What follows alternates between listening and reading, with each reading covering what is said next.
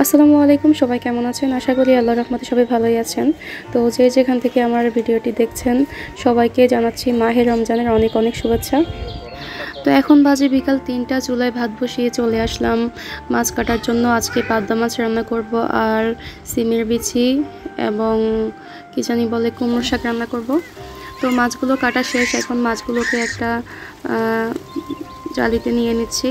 তো মাছগুলো কেটে কুটে উঠতে যাচ্ছিলাম, এমন সময় পুকুরে একটা মাছ পেয়েছে, মরা মাছ। তো মাছটা এখন কেটে নিচ্ছি। আর এদিকে আম্মা সকালে বসি দিয়ে পুঁটি মাছ ধরেছিল, তো মাছগুলো কেটে কুটে এখন ভেজে নিচ্ছে। রোজার মাসে তো বিকাল ৩টা থেকে একদম ইফতারের টাইম পর্যন্ত মহিলাদের কাজের অনেক চাপ থাকে। রাতের রান্না করতে হয়, তারপর সেহরি রান্না করতে হয়, এরপর ইফতার তৈরি করতে হয়। তো এবার আসলে আমাদের কাজের তেমন চাপ নেই, কারণ হচ্ছে ইফতারের দোকান থেকে নিয়ে আসে আর শুধু রাতের রান্না সেহরি রান্না করতে হয়। তো আমরা এখন রাতের রান্নাটা করব, সেহরির রান্না ইফতারের পরে করব। রাতের খাবারে পাবদা মাছ ভুনা আর কুমড়ো শাক, সিমের বিচির তরকারি, আর ভোর রাতের জন্য একটু মুরগি ভুনা করে নিলেই হবে। ভোর রাতে আসলে তরকারি দিয়ে খাবার খাওয়া যায় না, একটু ভুনা বানানো হলে চলে না। আমি মাছগুলো কেটে কুটে সুন্দরভাবে ধুয়ে চলে আসলাম। এখন এখানে মাছ ভাজি বসিয়ে দিয়েছি, যে মাছটা পেয়েছিলাম পুকুরে, তো সেটা বসিয়ে দিলাম। এটা দিয়ে সিমের বিচি তরকারি রান্না করব। তো আম্মা এদিকে সিমের বিচি তরকারিটা বসিয়ে দিচ্ছে। পেঁয়াজ দিবে না তরকারিতে, তো মশলা কষিয়ে তারপরে শাকগুলো দিয়ে দিবে আর কি। মাছটা আগে ভেজে নিয়েছে, তো মশলা কষিয়ে মধ্যে পানি দিয়ে দিল। এখন সিমের বিচি আর শাকগুলো দিয়ে দিচ্ছে।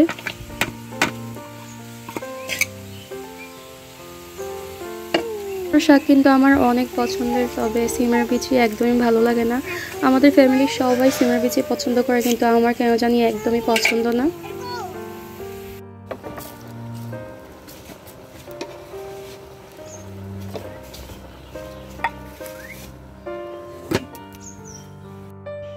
এই যে ছানারা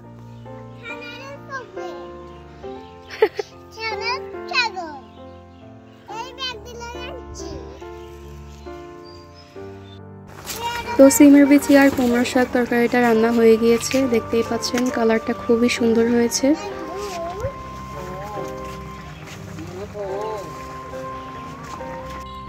তারপরে আমি পাবদা মাছ রান্নার জন্য এখানে পেঁয়াজ, টমেটো আর কাঁচামরিচ কেটে নিচ্ছি।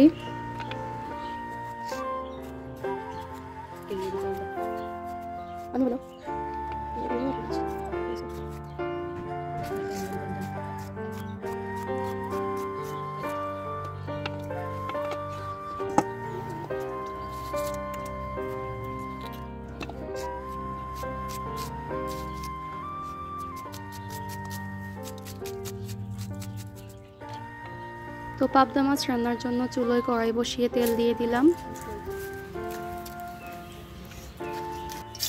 তারপরে দিয়ে দিচ্ছি কেটে রাখা পেঁয়াজ, টমেটো আর কাঁচামরিচগুলো। এখন দিয়ে দিচ্ছি পরিমাণ মতো রসুন বাটা। এগুলোকে একটু ভেজে নিব।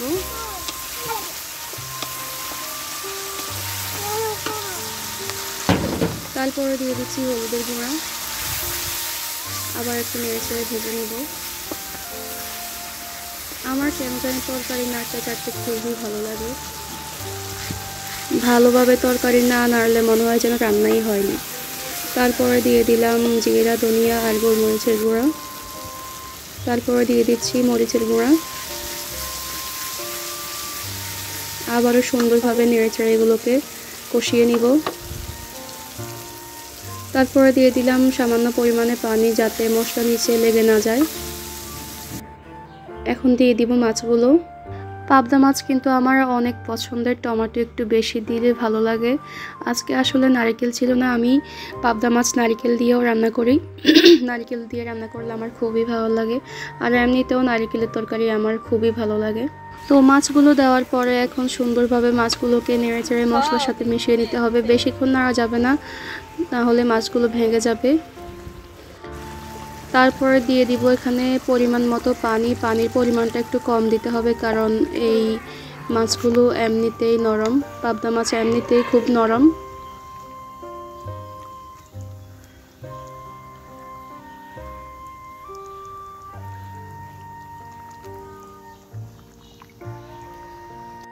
তো আমি রান্নায় লবণ দিতে ভুলে গিয়েছিলাম, এখন লবণ দিয়ে দিব।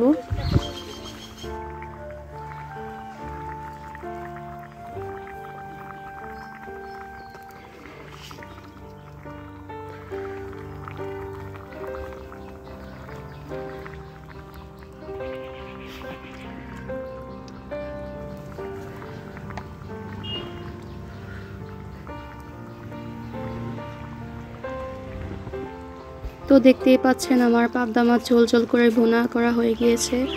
তো ভিডিওটা কেমন লেগেছে অবশ্যই কমেন্টে জানাবেন। ভিডিওটা ভালো লাগলে আমার চ্যানেলটা সাবস্ক্রাইব করবেন।